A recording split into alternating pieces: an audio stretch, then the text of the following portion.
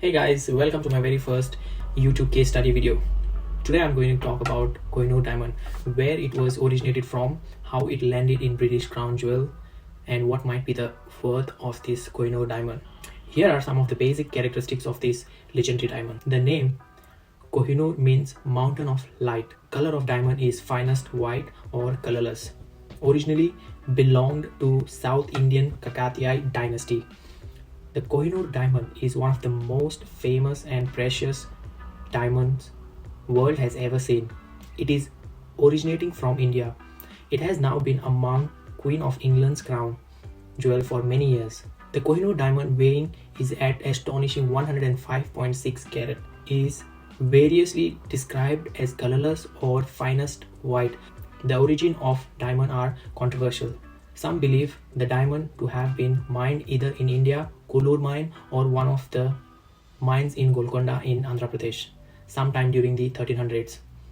This amazing diamond was an incredible 793 carat before its first cutting, while in the hands of the Kakatiya dynasty. The diamond weight is at 186 carat.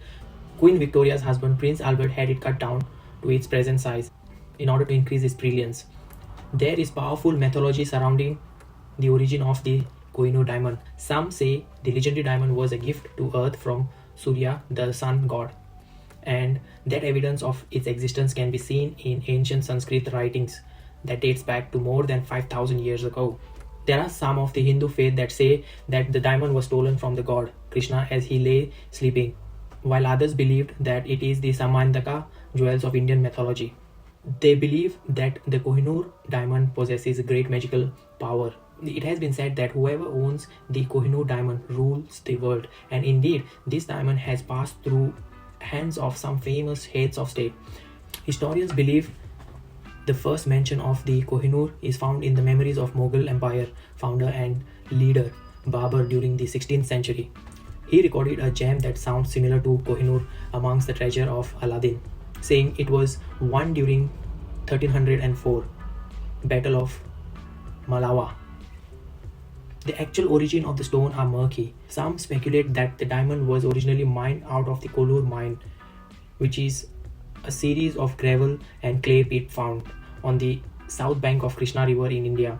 However, it is impossible to verify this theory, and there are many other competing theories as to the true origin of diamond and its original owner.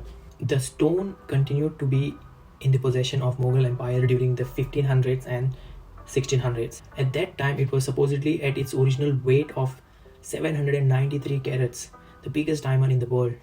Unfortunately, it was poorly cut by the emperor's jeweler, who was punished after, reducing its size to 186 carats. However, some scholars and historians doubt the authenticity of this account of the reduction in the diamond size. The Kohinoor passed through several different owners as a result of blood battle and was finally obtained by Ahmad Shah, who was the king of Afghanistan. During the Shah's 1793 invasion of Delhi, he claimed that the diamond was a symbol of his power and authority and managed to hold on to it for years. When he took the diamond, Shah yelled out Kohinoor, which is Persian and Hindi Urdu for mountain of light. Apparently, his consort were also quite impressed by huge stone, commenting on its astonishing value. The diamond passed through several generations of Ahmad Shah's family, and in 1830, after being deposed by grandson of Shah, Suja Shah Durrani went to Lahore to beg Indian Maharaja to help him win back his throne. The Maharaja wanted the Kohinoor as part of the deal. One account is that Suja Shah refused and the Maharaja hit him with his shoe and then threatened to kill him. Whether true or not, Shah finally gave the diamond up and Maharaja gave the aid that was requested. All was not lost for Suja. Once Singh authenticated the Kohinoor diamond, Singh donated 1,25,000 rupees to Suja. When Singh sought an estimation of diamond's value, it was said to be beyond any possible calculation, truly priceless. Not wanting his subjects to miss out on the fun, Singh installed the diamond on the front of his turban and paraded the stone while riding an elephant. He enjoyed showing it off, especially to special guests from Britain. Singh became worried about someone might steal this precious diamond. His paranoia was not exactly unfounded. Singh once got drunk and lost another valuable gemstone during his intoxication. Most of the time, Singh kept the diamond locked up in a fort, but when it needed to be transported, he would hide the diamond amongst a guarded convoy of 36 camels. In order to steal it, you would have to guess the right camel. Not an easy feat, especially when camels were guarded by sword people. While Singh was on his deathbed, his family did what all good families do and fought over what should become on Singh's wealth upon his imminent death. After much dispute amongst courtiers and such, Singh's treasurer Beli Ram wound up hiding the jewels in a vault rather than donating it to a temple in Puri, which some believed was Singh's true wish for the Kohinoor diamond. Maharaja Ranjit Singh died in 1839, leaving the Singh kingdom lacking in leadership. This led to a host of sudden violence and assassination, and other questionable signs of imperial stability. Finally, as any ambitious colonial power would do, the British raised their flag in Lahore in 1849, proclaiming the Punjab region as a part of British Empire in England. This paved the way for the colonial governor of India to have the new Maharaja, 13-year-old Dulip Singh, make an impressive yet controversial gift. Some would call it part of the loot of war to Britain's Queen Victoria. He presented her with Kohinoor Diamond and the Timur Ruby in 1850, meant for Queen Victoria. The Kohinoor now had to be transported to England on April 6, 1850. The diamond began to sail on the HMS Medea under the watch of one Captain Lockyer.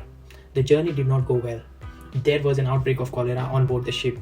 The ship was almost hit by a strong storm that lasted 12 hours. Seasickness was likely ramped. The stone finally arrived unscratched in Britain on June 29th and was officially given to Queen Victoria on July 3rd at Buckingham Palace and was displayed in full public view. In 1852, Prince Albert decided that it was time to give the Kohinoor an updated look. Although it was substantially reduced in size, it took 38 days to cut the diamond and it cost the crown £8,000, a genuinely small sum compared to the priceless value of the stone. The total weight of the diamond went from 191 modern carats down to 105 carats, its current weight. The stone was set in a brooch which Queen Victoria wore frequently, despite her discomfort with how the diamond was originally acquired from India. At the time, it was kept at Windsor Castle rather than at the Tower of London. Kohinoor was set in two Queen's consorts' crown after Queen Victoria's passing in 1937. The stone was set in the Royal British Crown along with 2,800 other diamonds. The Kohinoor currently resides in the Tower of London, where it is on public display along with other famous stones, including Cullinan Diamond. A long-standing controversy in India claiming that the Kohinoor diamond was stolen by Britain. For decades, there has been call for the famous gem to be returned to India as a partial reparation for Britain's past colonial history. One Indian official said that such claims should be forgotten since the Kohinoor diamond was an voluntary gift to the British Crown, stated India's Solicitor General Rajit Kumar. It was neither stolen nor forcibly taken. The Indian government stated in April 2016 that the Solicitor General's view does not represent its own. The Ministry of Culture states that the Kohinoor diamond is a valued piece of art with strong root in our nation's history, and that Indian Prime Minister Narendra Modi is determined to have it returned in a friendly manner. Britain's continuous response has been pretty much no. The case is yet to be resolved, probably because of its connection with centuries of blood, battle and death. It is said that its owner is granted the power and right to rule the world. They say that Kohinoor includes protection for any female who wears it. The Kohinoor diamond price is not yet exactly known, and because it is such a unique stone, it is difficult to name a monetary price because it has always been exchanged, stolen or gifted rather than being sold.